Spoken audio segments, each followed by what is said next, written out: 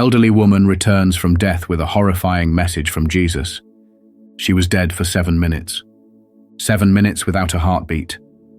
7 minutes where her soul left her body. 7 minutes where she saw things no living person was meant to see. Margaret had always been a believer.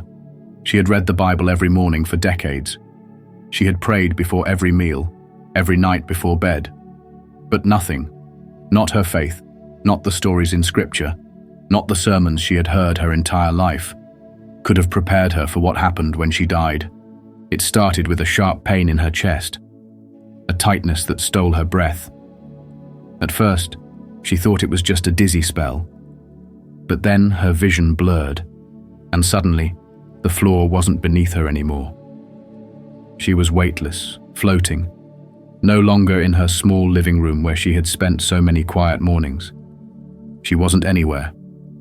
There was no pain now, no fear, just silence. A deep, endless silence. She knew she was no longer in the world of the living, and yet she felt calm. Then came the light. It started as a soft glow in the distance, but it grew brighter, warmer. It pulled her in, surrounding her in a radiance that wasn't just seen. It was felt. It pulsed through her like a heartbeat, filling her with an overwhelming peace. She should have been afraid, but she wasn't. Then she heard it. A voice, deep, powerful, familiar. Margaret. Her breath caught. She knew that voice. She had read his words 1,000 times, whispered his name in prayer every night. And now he was standing before her. She couldn't see his face. No human could ever describe what she saw, but she knew who it was. There was no doubt. Jesus. Her knees buckled, but before she could fall, he reached out and steadied her. "You must see something," he said. "You must understand what is coming." She tried to speak, but no words came. It didn't matter. He knew. He understood. And then, with a simple touch, the light around them shattered. She was no longer standing in the presence of the divine. She was somewhere else, somewhere familiar. But something was wrong. At first it seemed like Earth, a city, people moving, buildings stretching into the sky. But there was something in the air, something unnatural. She couldn't place it, but she could feel it. A weight, a darkness that lurked just beyond sight. And then she saw him. A young man, standing alone in the middle of a vast, empty space.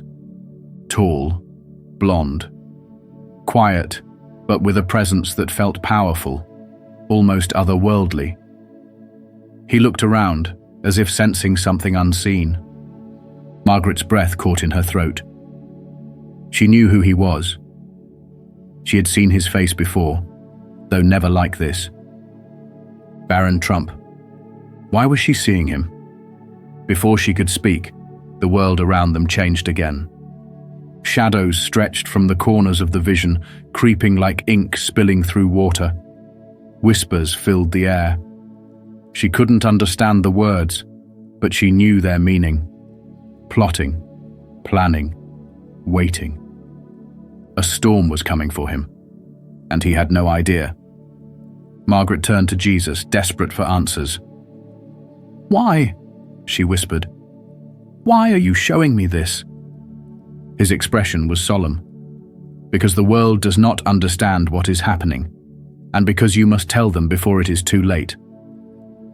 The shadows grew darker, swirling around the boy. And then, in the distance, she saw the ones behind them. Men in suits, faceless but powerful, watching, whispering, controlling. They did not serve the light. They did not want him to rise. And they would do anything to make sure he never did. Margaret tried to reach out, to call his name, to warn him, but it was too late. The vision was fading, the shadows swallowing her whole. And just before the darkness consumed her completely, she heard one final sentence, spoken not by Jesus, but by something else. something cold. He must not survive. And then, she gasped. Air flooded her lungs. The pain in her chest was gone. The weightlessness had disappeared. She was back, alive. And she remembered everything. Margaret was still gasping for air, her mind reeling from what she had just witnessed. The visions had been burned into her memory, etched into her very soul. There was no forgetting, no dismissing, no telling herself it was just a dream. She had seen the truth. Baron Trump had been chosen, but not in the way people expected. Not as a figure of wealth or power handed to him through privilege. His purpose was something greater, something that had been written long before he was even born. And there were forces in this world that would do anything to make sure he never lived to fulfill it. Margaret turned back to Jesus, her voice shaking. Why him? He didn't answer at first. Instead, he lifted his hand once more, and the world around them changed again.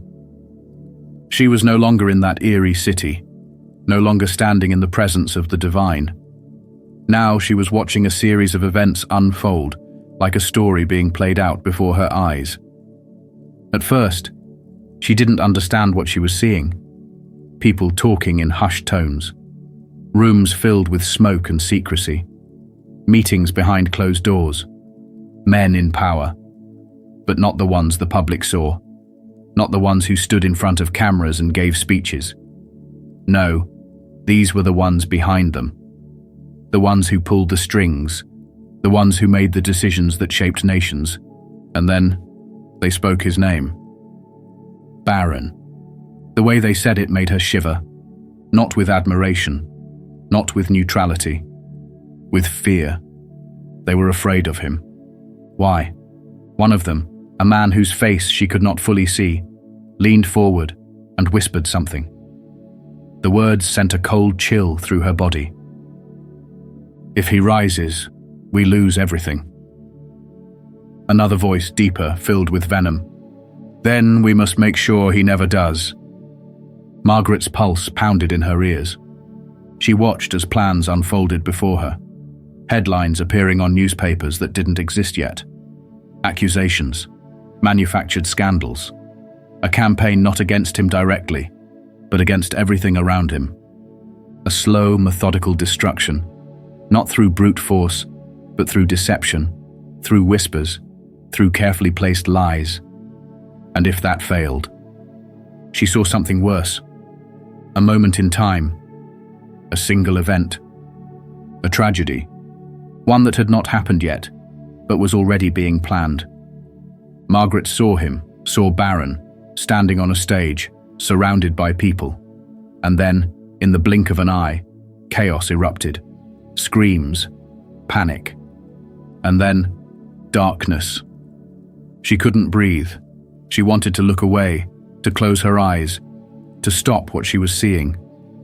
But she couldn't. This was the future. This was what they were planning. Jesus turned to her. His voice was calm, but there was sorrow in it. Do you understand now? Tears welled in her eyes. She did understand. Baron Trump was more than just the son of a former president. He was a disruptor, a force that was never meant to exist in their world of control. And they would do anything to make sure he never lived long enough to fulfill his destiny. Margaret shook her head, desperate. This can't be stopped. Jesus gazed at her, his eyes filled with something indescribable, something between sorrow and hope. That depends on them. The vision shifted again. She saw two possible futures. In one, Baron was erased. His name reduced to nothing more than a fleeting memory. His potential never realized. The world continued as it was, silent, controlled, manipulated. In the other, she saw people waking up. She saw voices rising. She saw the truth piercing through the lies. She saw him survive. And because of that, everything changed. But the difference between the two futures, it wasn't decided yet. It was up to them. Up to the ones willing to see past the deception. Up to the ones who wouldn't let history be rewritten before their eyes. Margaret's hands trembled. She turned to Jesus one last time, her voice barely a whisper. "What do I do?" His answer was simple. "Go back. Tell them." And with that, the world collapsed around her. She felt herself falling, spiraling back down into the darkness, back into her body. Her chest heaved, her lungs filled with air. Her eyes flew open.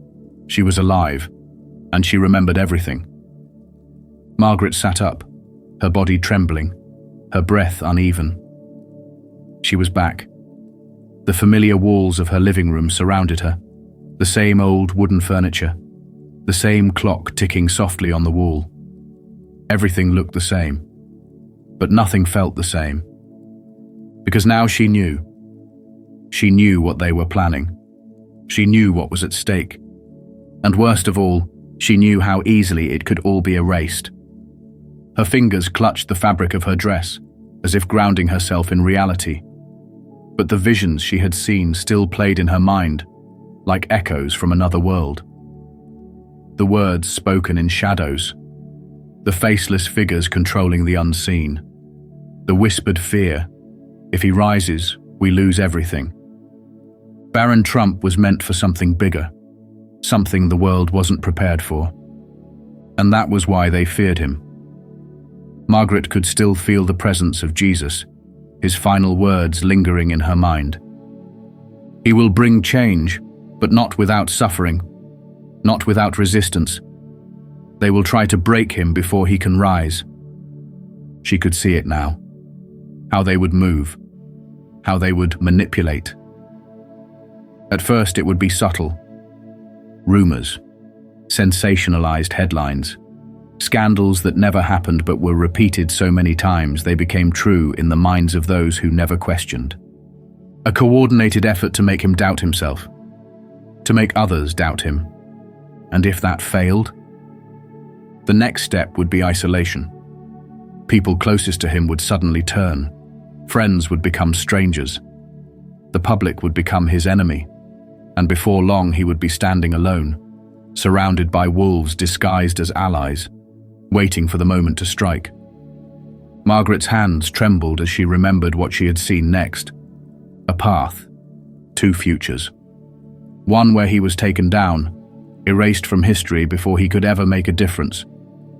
A life cut short before it could truly begin. And the other, a world where he survived, where he stood firm, where he fulfilled his destiny. But that path wasn't guaranteed. It wasn't set in stone, because those who feared him were already moving. She had seen the men in the shadows, their plans unfolding like a game of chess, each move designed to eliminate the possibility of his rise. Margaret thought back to Jesus' final warning. They fear what he will bring. They do not serve the light. The words sent a shiver down her spine. She had spent her entire life believing in good and evil, believing in the struggle between light and darkness. But now, for the first time, she understood it in a way she never had before. This wasn't just politics. This wasn't just power. This was a war, and Baron Trump was right in the center of it. She closed her eyes, remembering the second vision, the world where he survived. It wasn't an easy path. He would have to fight for it. He would have to endure attacks unlike anything the world had seen before. His every move would be scrutinized, his every word twisted. They would try to destroy him not just physically but spiritually. But if he made it through, everything would change. Not just for him, not just for his family, for the world. The faceless figures who controlled so much, who dictated who could rise and who would fall. They would lose. And for the first time, Margaret saw what victory looked like. Not a victory built on wealth or control, but a breaking of chains, a disruption of everything the hidden powers had built. That's why they were so desperate to stop him. That's why they whispered his name in fear. And now Margaret understood why she had been sent back. Not to stop it, not to change destiny, but to warn. Because if people didn't see what was happening, if they didn't wake up in time, the first vision, the dark one, would be the only future left. She had to speak. She had to tell them before it was too late. And she could only pray that enough people would listen. Margaret sat in the silence of her small living room, her breath still uneven, her mind racing. She was alive. She was back. But nothing felt real anymore. She had crossed into something beyond human understanding, had stood before Jesus himself, had seen what was coming. And now she had to carry it. Her heart pounded as she replayed everything in her mind. The warnings, the visions, the threats lurking in the shadows. It was all so clear to her now, clearer than anything she had ever known in her 82 years of life. Baron Trump was not just another young man born into power. He was something more, something they feared. And now, Margaret was the only one who had seen the full truth. The weight of it was almost unbearable. Her hands trembled as she reached for the Bible on her table, the same Bible she had read every morning for decades. But this time, she wasn't just reading scripture. She was searching for answers, for clarity, for proof that what she had seen wasn't just some strange delusion. Her fingers stopped at a passage she had read 100 times before, but had never truly understood until now. For we wrestle not against flesh and blood, but against principalities, against powers, against the rulers of the darkness of this world, against spiritual wickedness in high places. The words hit her like a bolt of lightning. She knew now what she had witnessed. This battle wasn't just political. It wasn't just about power or control. It was spiritual. The forces that had gathered against Baron weren't just men in suits. They weren't just media figures, politicians, or businessmen. They were something deeper, something older, something that had existed for generations, carefully weaving its control into the fabric of the world. And now, they had a target. Margaret squeezed her eyes shut. The memory of the final vision still burned into her mind. The two paths. One where Baron's name was erased, where his existence became nothing more than a cautionary tale, a footnote in history. And the other, a world that had never existed before, a world where the chains had been broken, a world where the ones in the shadows had lost. But that world wasn't promised. It wasn't destiny. It was a choice. Margaret's breath shuddered as she opened her eyes. She understood now. That's why Jesus had sent her back. Because the future was still unwritten. Because we were the ones who had to decide. Would we wake up in time? Would we see what was happening before it was too late? Or would we let them succeed? Would we let the darkness win? Margaret clenched her fists. She was just one old woman, one person among billions. But she had been given a message. And if she was still alive, if she was still breathing, then that meant there was still time. She didn't know if people would believe her.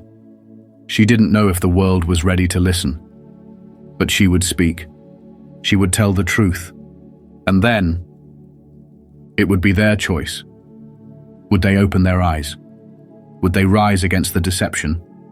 Or would they let history be rewritten in darkness? The decision was ours, and time was running out.